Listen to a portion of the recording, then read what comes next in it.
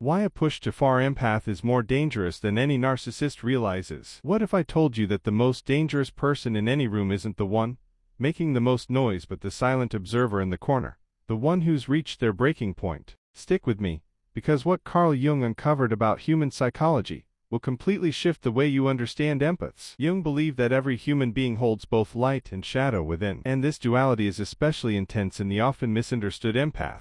The world tends to confuse empathy with weakness, but Jung's findings reveal something far more layered, and honestly, more unsettling. Here's what most people completely miss about empaths. And believe me, by the time you finish this, you'll never look at one the same way again. Carl Jung taught that the human psyche works on multiple layers. The persona, our outward mask, often hides who we truly are beneath the surface. But what happens when someone with deep emotional intelligence finally decides to drop that mask? What Jung revealed about the shadow self is nothing short of astonishing. Empaths live in what Jung described as the tension of opposites. They feel everything, fully, fiercely, yet they've mastered the art of holding that intensity in silence. They see through lies and manipulation, yet still choose to believe in people's capacity for goodness. That's not naivety. It's what Jung called the transcendent function, the rare ability to hold two opposing truths at the same time. But this is where things take a dark turn, and why narcissists should be genuinely afraid. Carl Jung believed that the most evolved individuals are those who've confronted their own shadow and emerged whole. Empaths,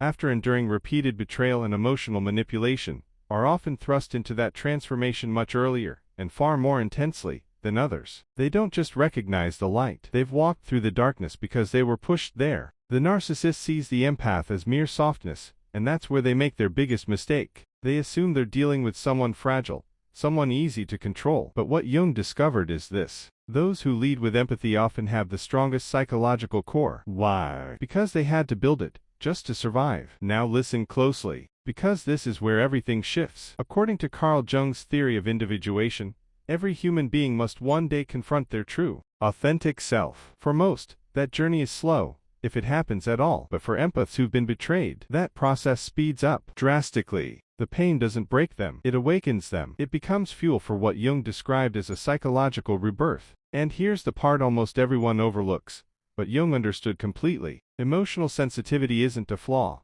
it's high-level pattern recognition. Empaths don't just feel emotions, they decode them. They analyze every shift, every nuance, and store it like information. Every manipulation, every falsehood, every emotional blow gets quietly filed away, not as resentment, but as data. And when enough data builds up, something profound happens. That's when you witness what Carl Jung described as the emergence of the self, a force that, once awakened, cannot be stopped. Jung found that the most powerful inner transformations don't happen in peace but in the midst of personal storms. He called it enantiodromia, the turning of one thing into its opposite under extreme pressure. And so, the empath who once waited patiently becomes completely unshakable. The one who once gave endlessly becomes discerning. The one who forgave without limits now makes it final. This isn't about turning cold or cruel. Jung recognized that real strength arises when a person integrates their shadow, when they embrace their ability to set boundaries, to say no, and to walk away without guilt. The empath doesn't lose their heart, they discover their spine. But what happens next might completely change how you see human behavior. Carl Jung drew a powerful distinction between being unconsciously reactive and being consciously responsive. Most people act out of their pain. They explode. They chase revenge. They try to inflict the same pain they've endured. But a transformed empath, they move differently. They operate from what Jung described as conscious choice. They don't need revenge. They don't need to tear anyone down,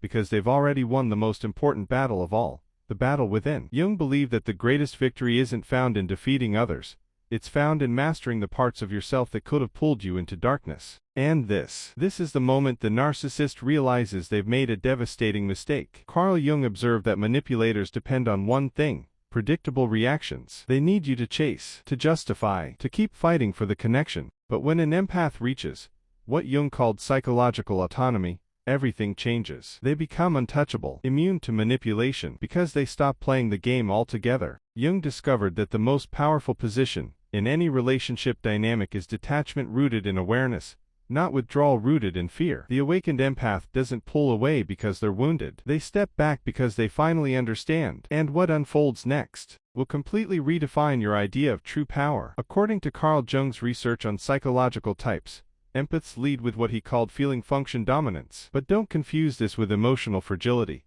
It's actually a highly advanced form of emotional intelligence. They can read between the lines, spot what doesn't add up, and sense manipulation before it even takes shape. But here's where it gets truly fascinating. Jung found that when this deep emotional insight merges with hard-earned life experience, it creates something rare. The empath stops reacting and starts thinking strategically. They no longer move from pain, they move from power. And the transformation that follows. Jung had a name for this transformation, and it's nothing short of game-changing. He called it the transcendent function, the ability to hold inner tension without collapsing, to face raw truth without turning bitter, to respond instead of react. An empath who's walked through the fire of betrayal develops this transcendent function at a level few ever reach. They become what Jung described as individuated, whole, self-sufficient, complete within themselves. They no longer chase validation to feel worthy. They no longer seek approval to trust their own intuition. They let go of anyone who fails to value their depth. But here's the part that'll send shivers down your spine.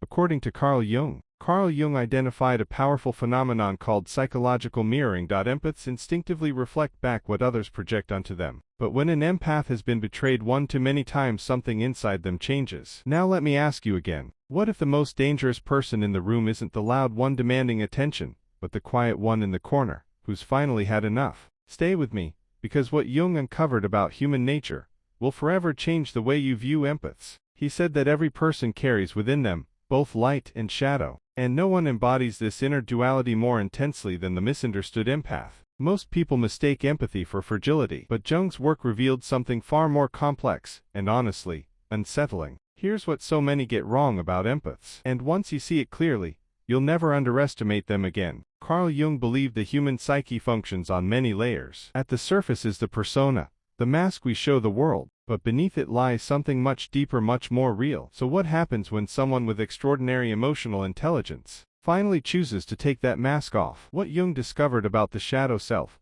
will shake your understanding to the core. Empaths live within what Jung called the tension of opposites. They feel everything, fully and intensely, yet they've learned to carry that depth with quiet strength. They can see through deception, yet they still choose to believe in the goodness people are capable of. That's not NVE. It's what Carl Jung called the transcendent function, the rare ability to hold two opposing truths at once. But this is where things turn dangerous, and why narcissists should be very, very afraid. Jung said that the most psychologically integrated people are those who face their shadow and come out whole. Empaths, after facing betrayal and manipulation again and again, are forced into this process of integration far earlier, and far more intensely, than most. They don't just understand the light. They know the darkness, because they've walked through it. The narcissist sees the empath as kindness and softness, and makes a fatal mistake. They assume they're dealing with someone weak, someone easy to control. But what Jung discovered flips that assumption on its head. Those who lead with their hearts often have the strongest psychological foundations. Why? Because they had to build them, piece by piece, just to survive. And now, pay close attention, because this is the moment everything changes. According to Carl Jung's theory of individuation, every person is eventually called to confront their true, authentic self. For most, this happens slowly if it ever happens at all. But for the empath, especially one who's been broken and betrayed, that process accelerates. Pain doesn't just break the empath, it ignites something deeper. It becomes the spark for what Carl Jung described as a psychological rebirth. Now here's what Jung grasped. Something most people completely overlook. Emotional sensitivity isn't weakness. It's advanced pattern recognition. Empaths don't merely feel emotions. They read them, decode them, analyze every tone, every shift, every silence. And they remember. Every manipulation, every lie, every emotional wound gets recorded, not as bitterness, but as data. And when that data builds to a certain point, something profound happens. Jung called it the emergence of the self, and once it begins, it's unstoppable. He found that the most powerful human transformations don't happen in ease, but in the middle of emotional storms. Jung called this process enantiodromia. When something is pushed so far to one extreme, it flips into its opposite. The empath who waited patiently becomes unshakable. The one who gave endlessly becomes discerning. The one who forgave again and again finally closes the door. And no, this isn't about becoming bitter or cruel. Jung taught that real strength doesn't come from domination. It comes from integration. True power is born when someone embraces their shadow, when they recognize their right to set boundaries, to say no, to walk away, without apology. The empath doesn't lose their compassion, they gain a backbone. But here's where it gets truly mind-blowing. Carl Jung made a powerful distinction. There's a world of difference between being unconsciously reactive and being consciously responsive. Most people live from their wounds. They explode. They chase revenge. They try to inflict the same pain they've endured. But the transformed empath, they rise above all of that. They move with what Jung called conscious choice. They don't need to destroy their betrayer, because they've already won the only battle that truly matters, the battle within. Jung believed the greatest victory isn't defeating someone else, it's mastering the parts of yourself that could have dragged you into darkness. And this is the moment the narcissist realizes they've made a catastrophic mistake. Carl Jung noticed something revealing about manipulators. They rely on predictable reactions. They need you to chase, to explain yourself, to keep fighting for something that's already breaking. But when an empath reaches what Jung called psychological autonomy, the rules of the game change. They become immune to manipulation, not because they stopped caring, but because they stopped playing. Jung discovered that the most powerful position in any relationship dynamic isn't fueled by fear or retreat. It's detachment rooted in understanding. The awakened empath doesn't pull back because they're in pain. They step away because they've finally gained clarity. And what unfolds next completely redefines everything you thought you knew about power. According to Jung's research on psychological types, empaths are guided by what he called feeling function dominance. But let's be clear, this isn't emotional instability. It's advanced emotional intelligence. They don't just listen to words. They read between them. They sense when something's off, spot manipulation before it even takes form. And here's where it all changes. When that emotional intuition is shaped by real, hard-earned life experience, it produces something rare, something extraordinary. The empath stops reacting and starts thinking strategically. They no longer move from pain. They move from power. And the transformation that follows. Carl Jung had a name for it, and it changes everything. He called it the transcendent function, the rare ability to hold inner tension without breaking, to face uncomfortable truths without turning bitter, to choose calm response over impulsive reaction. Empaths who've been forged in the fire of betrayal develop this transcendent function at a level few ever reach. They become what Jung called individuated, whole, self-sufficient, complete within themselves. They no longer need external validation to feel worthy. They stop seeking approval to trust their own intuition. They release anyone who can't meet them at their depth. But now, here comes the part that might send chills down your spine. According to Carl Jung, there's a psychological phenomenon called mirroring. Empaths instinctively reflect back whatever others project onto them. But when an empath has been betrayed too many times, something fundamental changes. They stop reflecting and start revealing. They see through the charm, the subtle manipulation, the false apologies. They watch the patterns unfold with crystal clarity, and instead of absorbing the dysfunction,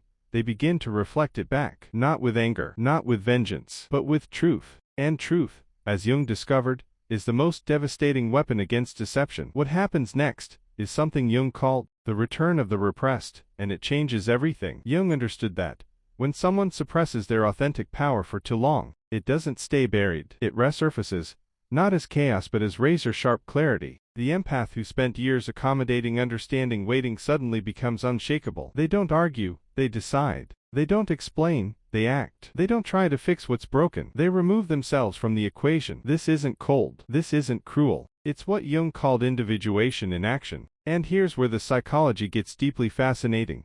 Carl Jung believed that the shadow doesn't just contain our darkness. It holds our unlived potential. And for empaths, that shadow often hides the very parts they've denied for too long.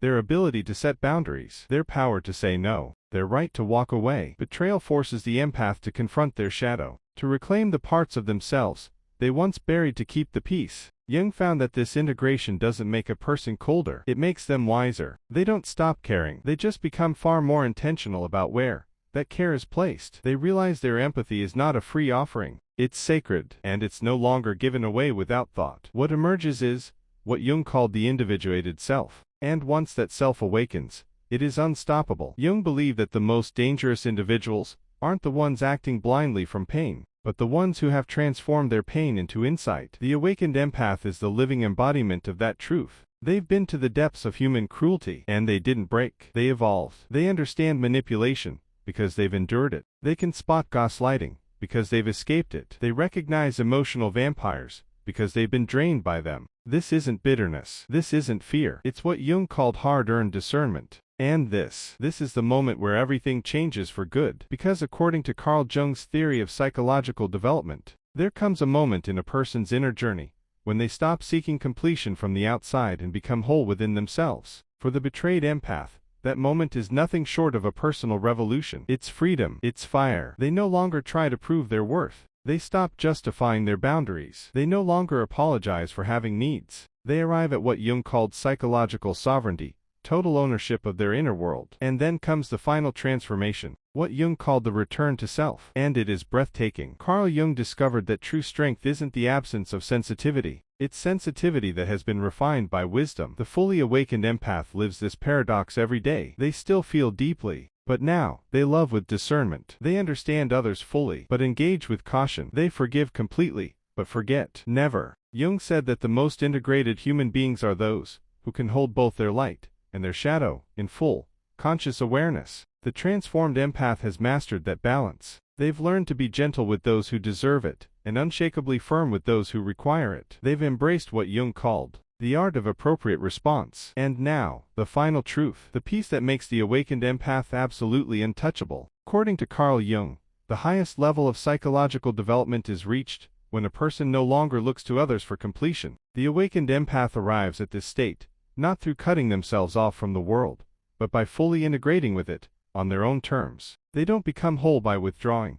They become whole by choosing carefully where they belong. They no longer try to save those who want to drown. They no longer chase after those who only know how to run. And they no longer waste their light on black holes disguised as people. They've mastered what Jung called the art of conscious relationship, engaging only where there's mutual respect, real reciprocity, and authentic care. And the result, what Jung referred to as the individuated empath, a human being who has become the most powerful force you'll ever encounter. Jung believed that, when someone integrates their shadow, faces their demons, and emerges whole, they become what he called a force of nature, not destructive, but unstoppable, not aggressive, but unshakably certain. The fully awakened empath doesn't need revenge. They've outgrown it, because they've already claimed something far greater, inner peace, authentic power, and a kind of clarity that no one can take away. They no longer need to prove their worth, because they know it, deeply and unquestionably. They don't fear being alone, because they've become their own greatest source of strength and peace. They embody what Jung called psychological completeness.